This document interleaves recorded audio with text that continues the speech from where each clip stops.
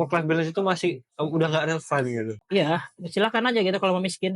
Karyawan di PHK digantikan oleh AI. Bisa, iya, jangankan 2030 gitu. Sekarang aja udah kerasa kok. Kelas menengah itu bakalan hilang tuh Bang Dean, gimana tuh? Nanti cuma bakal ada kelas atas sama kelas bawah. Katanya 2030 tuh zamannya AI gitu. Bakal banyak disrupsi di semua industri, karyawan di PHK ya digantikan oleh AI. Bisa, iya, jangankan 2030 gitu. Sekarang aja udah kerasa kok. Sekarang juga udah kerasa. Sekarang udah kerasa gitu. Karena kalau kamu misalnya ngelamar kerja, kamu nggak punya skill AI gitu ya, itu pasti bakal lebih dipilih orang yang punya skill AI dibanding yang nggak punya gitu. Makanya ya perlu adaptasi sih. Jadi balik lagi gini, menurut aku AI itu bukan ancaman. Karena kenapa?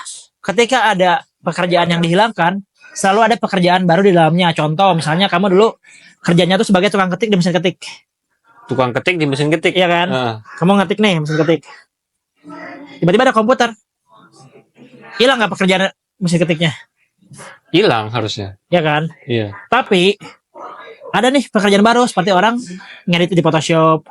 Ya kan? Iya betul. Ada jadi akuntansi di Microsoft Excel gitu. Betul. Jadi ketika ada pekerjaan yang hilang, sebenarnya ada pekerjaan baru di sana.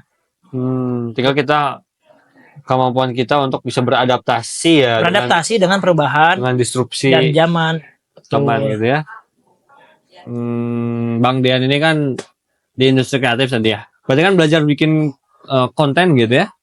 Kalau menurut Bang Dean ya, kita ketika bikin personal branding, ketika bikin konten, itu yang lebih penting itu kita ngejar viral, ngejar follower, ngejar views, atau ngejar apa gitu? Ya kalau sekarang viral juga nggak ada duitnya buat apa?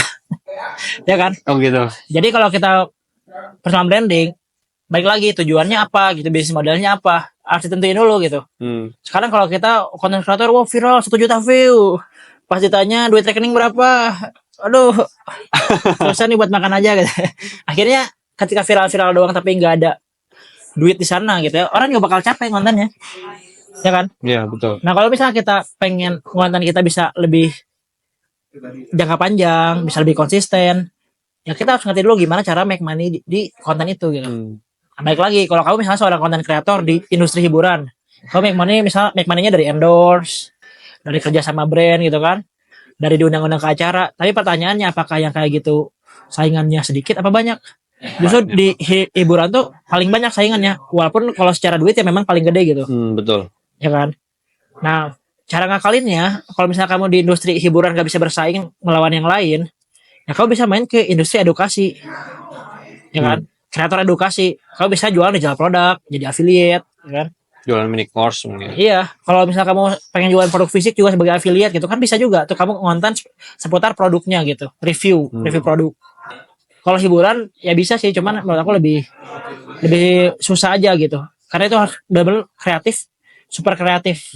Tapi kalau di edukasi atau kita sebagai affiliate itu lebih mudah. Banyak nih ya teman-teman anak muda gitu ya, baru mulai bikin mungkin media sosial atau personal branding atau bisnis kecil-kecilannya gitu ya, gak pede gitu untuk jualan karena followersnya masih dikit gitu. Kalau menurut Bang Dian gimana tuh? Justru gini, jualan tuh jangan mandang followers. Oh gitu. Kalau gini, ada nggak sih orang yang bisa ngasilin duit banyak dengan followers dikit? Banyak. Oh bisa gitu ya? Banyak. Sekarang ini di zaman sekarang kita hidup di algoritma ada namanya FYP. Kita followers dikit nih, tapi konten kita tembus 1 juta view dan itu convert ngasilin sales, dapat duit langsung. Jadi jualan tuh nggak harus punya follower banyak gitu? Nggak, yang penting kontennya tuh bisa menjual. Mengkonversi itu tadi? Iya, bisa mengkonversi traffic orang yang ngeliatnya jadi pembeli. Iya. Itu kuncinya. Karena banyak follower juga belum tentu.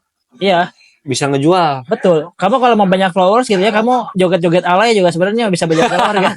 Atau kamu ini aja, misalnya kalau pengen banyak follower gitu kan, bikin kontroversi gitu kan. HP aku iPhone, HP lu jelek misalnya, gitu aja gitu. Itu viral gampang. Tapi apakah pertanyaannya dapat duit nggak? Dapat duit atau tidaknya itu ya dalam hal konversi. Betul. Karena tadi digital marketing itu bukan cuma mendatangkan traffic, tapi mengkonversi traffic menjadi sales. Ya, dan setelah itu bagaimana caranya membangun relationship dengan pembeli. Oh, membangun relationship harus ya? Jadi ada 3 tahapan. Pertama, skill untuk mendatangkan traffic. Ini yang kamu maksudnya 3 skill yang Tiga wajib. skill. Ini 3 skill yang wajib dipahami kalau kamu pengen bisa sukses di paid traffic. Apa tuh? Pertama kita harus kuasai skill mendatangkan traffic. Mendatangkan traffic. Oke, yang kedua kita harus menguasai skill cara mengkonversi traffic. Mm-mm. Dan yang ketiga kita harus menguasai skill bagaimana membangun relationship dengan audiens dengan market. Karena kalau udah datang nih di kita konversi tapi udah itu pergi nggak beli lagi kan percuma kan. Makanya perlu namanya skill relationship. Makanya ada yang namanya community manager gitu kan. Ada customer service. Tujuannya kan itu. Iya. Biar nanti ada repeat order gitu mungkin ya. Iya, ada repeat order biar pembeli itu nggak cuma beli sekali tapi bisa beli berkali-kali. Apalagi kalau Gen Z gitu ya. Kadang biasanya tuh bukan yang lihat produknya, ngeliat influencernya gitu. Iya. Dia percaya influencer, produk apapun yang dia tawarin dibeli gitu. Betul, karena memang seperti itu kalau kekuatan personal branding itu sebesar itu kan. Contoh aja gini, kita ngomongin kemarin tuh Lisa Blackpink itu ya, posting ternyata di tasnya tuh ada foto boneka Labubu. Itu langsung semuanya tuh si Indo tuh pada pakai Labubu gitu kan. FOMO. Itu sekuat itu memang. Makanya orang tuh nggak selalu beli karena produknya. Nggak selalu beli karena produknya doang. Iya, bisa jadi dia juga beli karena suka dengan penjualnya. Itu juga salah satu faktor. Tapi balik lagi kalau orang suka beli karena penjualnya terus produknya jelek ya orang nggak repeat. Tapi orang suka karena penjualnya terus produknya bagus, ya orang beli terus.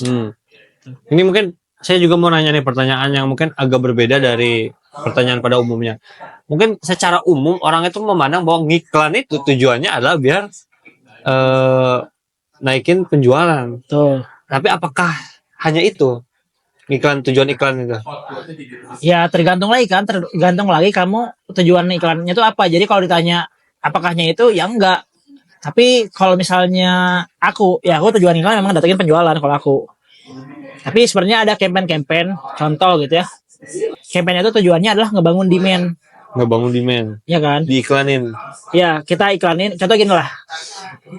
Kalau misalnya kamu produknya tuh udah ada di minimarket misalnya. Apakah kamu ngiklan supaya terjadi transaksi di sana? Enggak sih. Ya kan? Karena marketing dan selling itu beda. Marketing dan selling berbeda. Ya, contoh misalnya kamu ngiklanin di TV. Motor lah, anggaplah kamu ngiklanin motor Honda gitu ya. Apakah tiba-tiba ketika orang lihat iklan bisa langsung beli Honda gitu di TV? Enggak juga. Enggak kan? Tujuannya apa itu? Berarti ngebangun demand. Ngebangun demand. Supaya orang mau beli. Ya kan? Berarti KPI-nya bukan sales gitu kan? Oh, bukan sales KPI-nya. KPI-nya itu adalah ngebangun demand supaya orang mau gitu. Mau dengan produknya. Tapi kalau KPI-nya sales itu nanti di tim sales di cabang dealer misalnya. Nah si dealer ini KPI-nya baru sales gitu. Oke, orang udah tertarik nih dari marketing, mau beli di cabang. Di selling. Nah di situ baru KPI-nya tuh sales gitu. Iya, ada marketing, ada sales. Selling. Iya.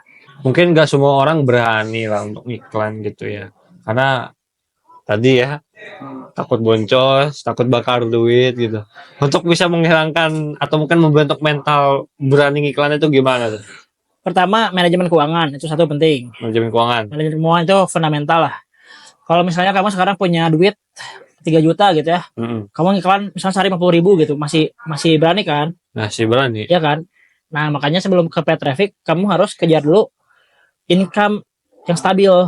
Gitu. Oh penting juga income yang stabil gitu ya. Iya. Oh banyak tuh ya orang itu influencer escape matrix gitu ya. Oh gue resign kerja, gue pengen bisnis, gue pengen jadi kaya gitu. Iya sebenarnya gini, kalau jangan resign kerja dulu justru. Kalau kita misalnya contoh kita kerja, kita punya gaji 3 juta sebulan. Misalnya kita pengen ngebudgetin buat belajar iklan tuh 1 juta per bulannya. Masih bisa hidup kan? Masih bisa. Walaupun ya dirit-irit lah. 1 juta nih. Tapi begitu kita udah ngasih skillnya, anggap lagi kita boncos 10 bulan gitu. Waduh. Ada orang gitu ya belajar iklan ya. Ada dia tuh 10 bulan boncos, bulan 11 tuh baru profit iklannya. Profit. Karena dia baru ngasih skillnya di bulan ke-11. Tapi worth it nggak? Semua keboncosan dia 10 bulan itu bisa balik di bulan ke-12. Worth it lah. Worth it. Nah, tapi balik lagi kalau ditanya biar nggak takut gimana ya pengaturan keuangan.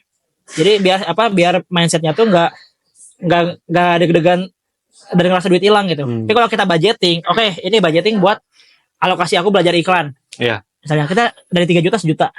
Kalau gaji kita 10 juta misalnya, kita alokasi 3 juta. Itu kan lebih menenangkan, ya kan? Nah, kalau misalnya kita nggak punya duit, pertanyaannya berarti belajar cari duit dulu dari yang gratisan.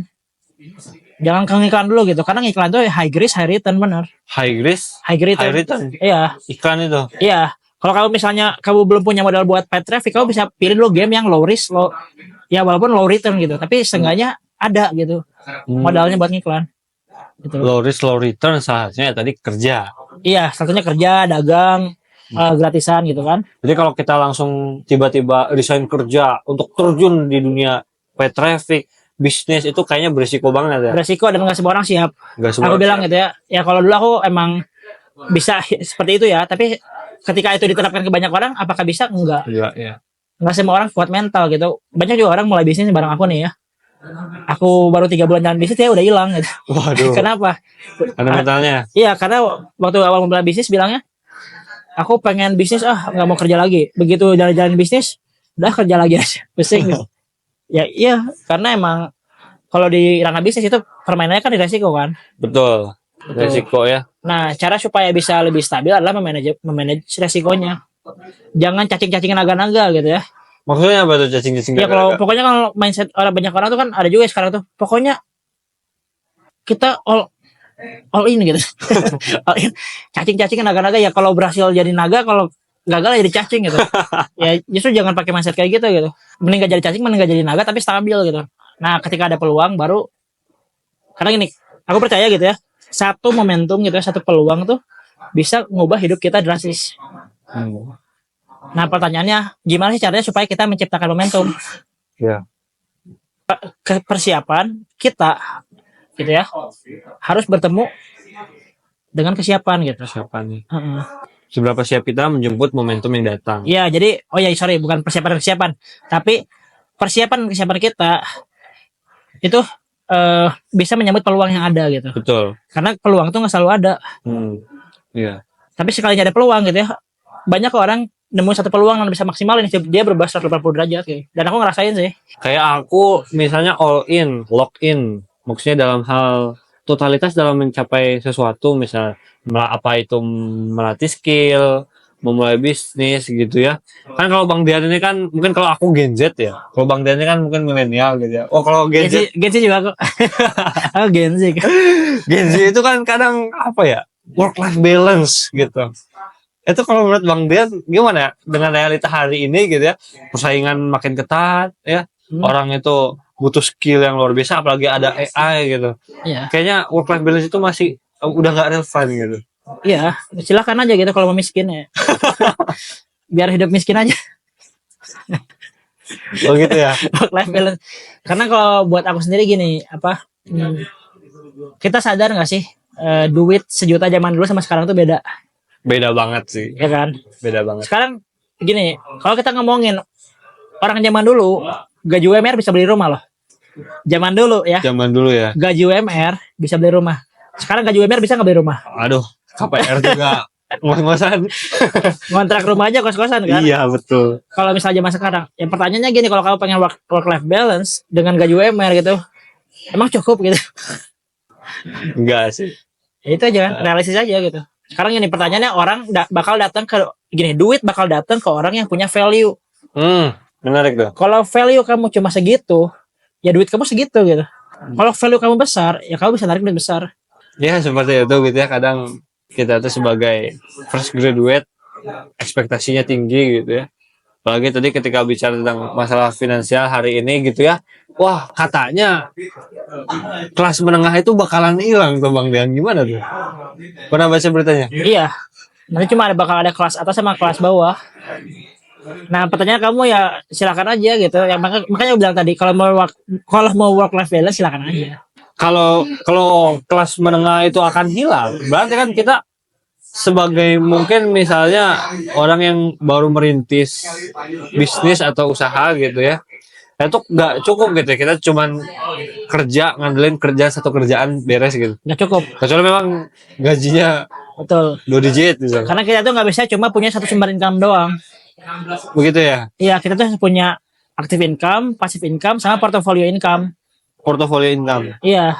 Jadi kita tuh kalau misalnya cuma ngandelin dari satu income doang, menurut aku sekarang tuh nggak realistis. Dengan biaya seperti ini, dan apalagi sekarang di 2030 tuh gitu ya, hidup tuh bakal berubah banget gitu. Coba deh kamu flashback tahun 2010 gitu ya. Iya, flashback. Tahun 2010 udah ada nggak HP Android? Nggak ada.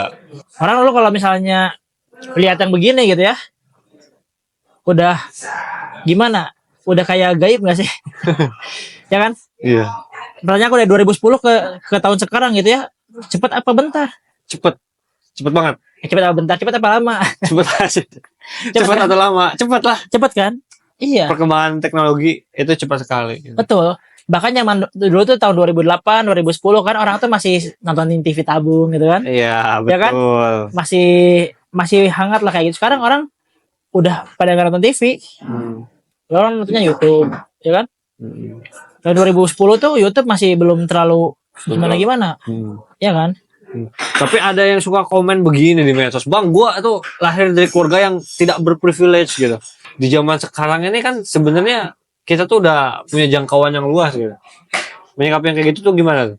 Kalau kita lahir dari keluarga yang tidak punya privilege, ya itu bukan alasan sih. Bukan alasan. Bang Dean sendiri Ada namanya gini, kalau kita baca sebuah buku ya, aku lupa buku apa. Tapi ada yang namanya unfair advantage. Unfair advantage. Ya, unfair advantage itu adalah, coba kamu terjemahkan apa? Peluang yang tidak adil. Peluang tidak adil ya. Nah. Contoh kayak gini nih, kamu tuh anak orang yang punya kedai ayam. Kedai ayam. Ya misalnya tukang ayam lah, tukang ayam goreng misalnya, tukang ayam goreng. Ya. Ketika ada orang yang memulai bisnis ayam goreng gitu ya, dengan background keluarganya yang nggak punya bisnis ayam goreng, sama kamu punya background bisnis ayam goreng, kira-kira mana yang lebih berpeluang sukses? Ya, yang udah punya background pengalaman jualan ayam. Iya kan? Nah, unfair advantage itu namanya. Pertanyaan aku, walaupun kita nggak punya privilege secara income misalnya, kita bisa lihat gali nih apa kira-kira unfair advantage yang kita punya, tapi orang nggak punya, gitu. Contohnya gimana tuh? Contohnya gitu ya, kalau aku nggak punya privilege dari sisi keuangan misalnya, tapi ternyata aku tuh emang keturunan orang tekun. Keturunan orang tekun. Iya, karena kakekku pun tekun gitu. Kakekku tuh dulu pengusaha sukses gitu ya. Cuman setelah angkatan di bawah kakekku emang menurun gitu kan. Ketekunannya. Bukan ya income-nya gitu. Oh, income-nya. Secara kakekku pengusaha gitu ya. Punya duit. Tapi itu aku nggak ngerasain gitu si duitnya tuh. Ya kan. Pas ke dari nenekku ke orang tuaku gitu ya. Itu tuh menurun gitu. Jadi aku nggak punya privilege dari kesuksesan kakek aku. Tapi ternyata ada yang menurun ketekunannya gitu. Jadi kalau aku bilang aku nggak pintar, tapi aku tekun gitu.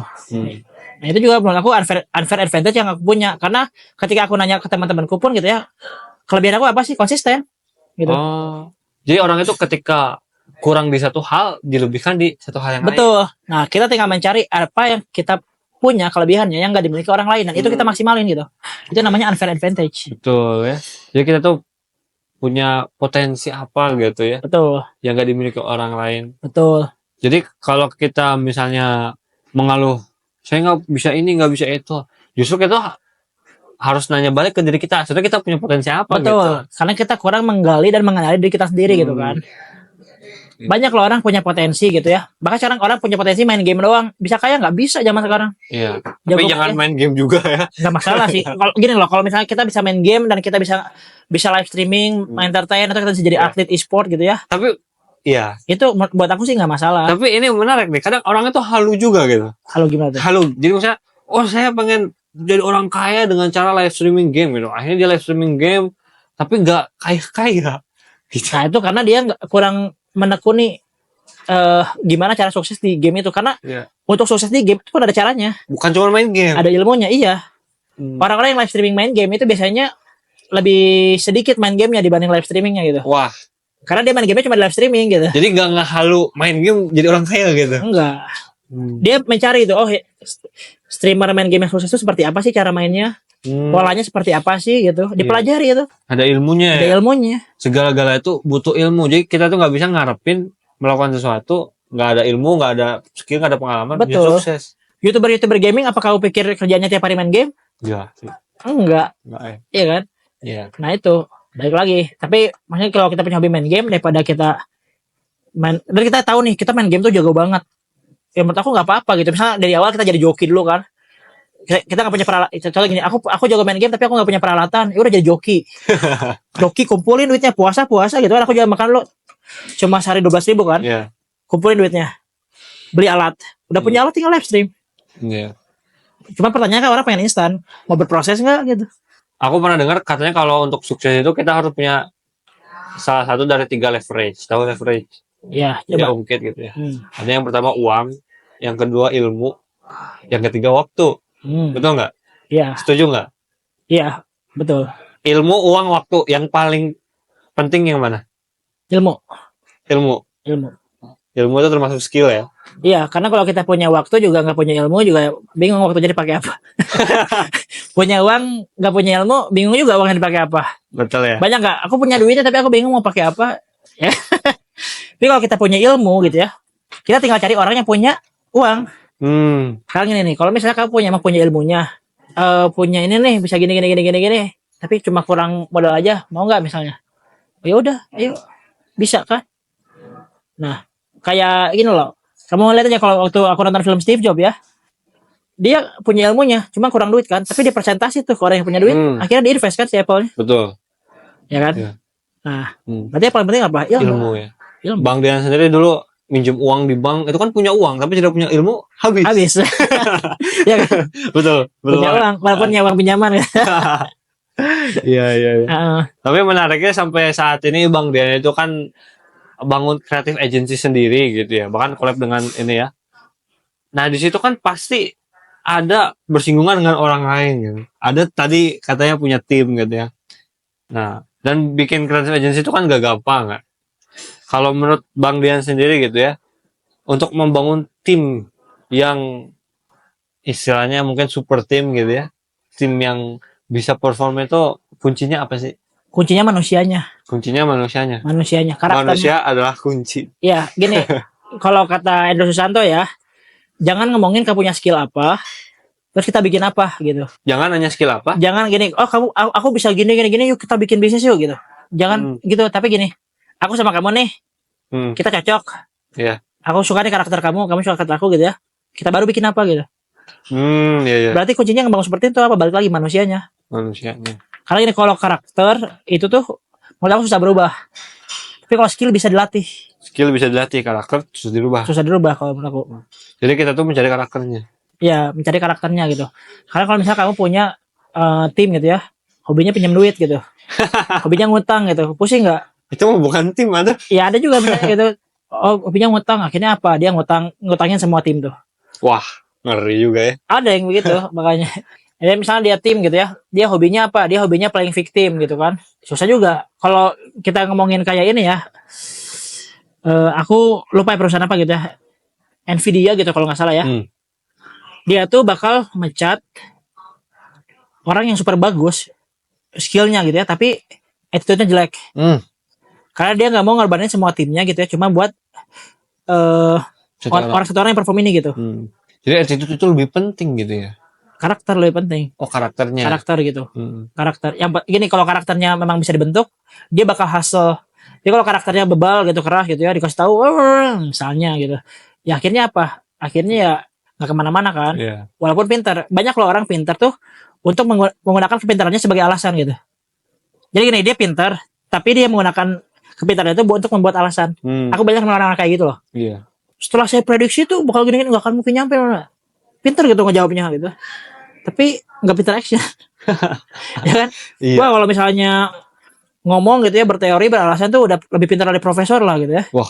Tapi actionnya nol gitu. Dan aku banyak namanya orang-orang kayak gitu. Yeah. Pintar banget kalau argumen gitu. Dan aku jujur aja kalau argumen aku nggak terlalu pintar-pintar banget lah. Bahkan bisa juga orang-orang seperti itu tuh memanipulasi juga gitu.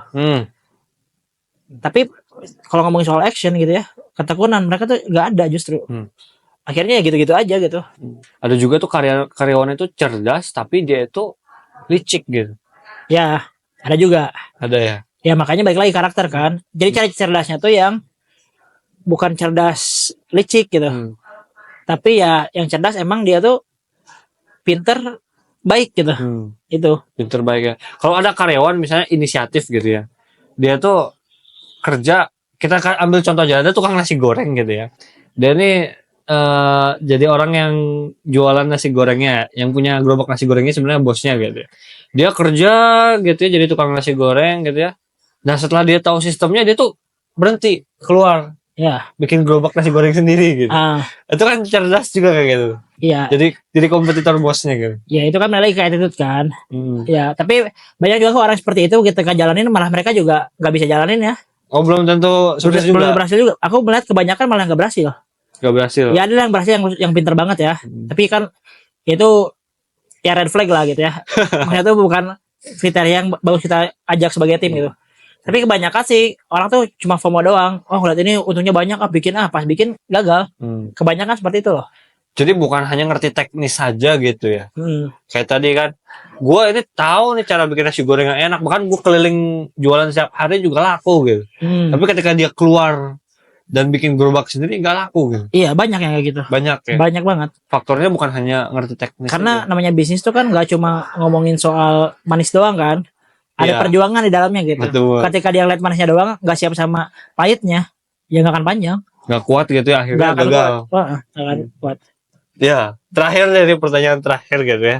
Oke. Bang Dian ini mau mencapai apa sih di Indonesia ini dalam tahun-tahun ke depan? Mau mencapai apa di Indonesia ini? Sebenarnya aku nggak punya impian yang terlalu ambisius banget juga sih.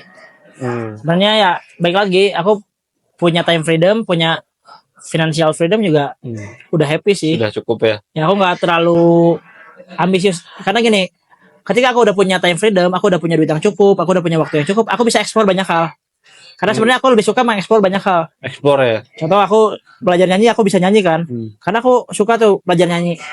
Kalau misalnya finansial dan time aku udah freedom gitu ya, udah cukup gitu, aku bisa mengeksplor banyak hal kan. Jadi proses eksplornya itunya ya.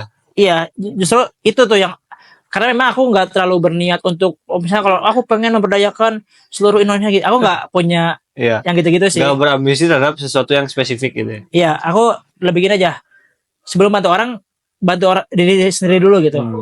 Karena gini, kalau kita menginspirasi, kita menjadi panutan gitu ya. Kita bisa menggerakkan orang tuh nggak cuma dengan kata-kata gitu. Tapi karena gini, beda memotivasi dengan menginspirasi. Bedanya? Ya kalau memotivasi kan kita ngomongin supaya dia bergerak kan. Tapi kalau menginspirasi, dia bergerak karena dia terinspirasi gitu. Karena dia ngeliat kita begini, oh aku jadi ini mau nih kayak gini nih. Makanya aku bilang sebelum kita keluar, tapi aku lebih baik ke dalam dulu. Iya. Karena ketika akunya jadi contoh yang benar, akunya menjadi inspirasi buat mereka gitu ya. Ya mereka juga bakal bergerak sendiri kok. Gak harus dimotivasi. Wah luar biasa sekali. Terima kasih Bang Dian sudah berkenan diskusi ngobrol bareng. Gitu ya. Nanti kita lanjut ke sesi podcast berikutnya.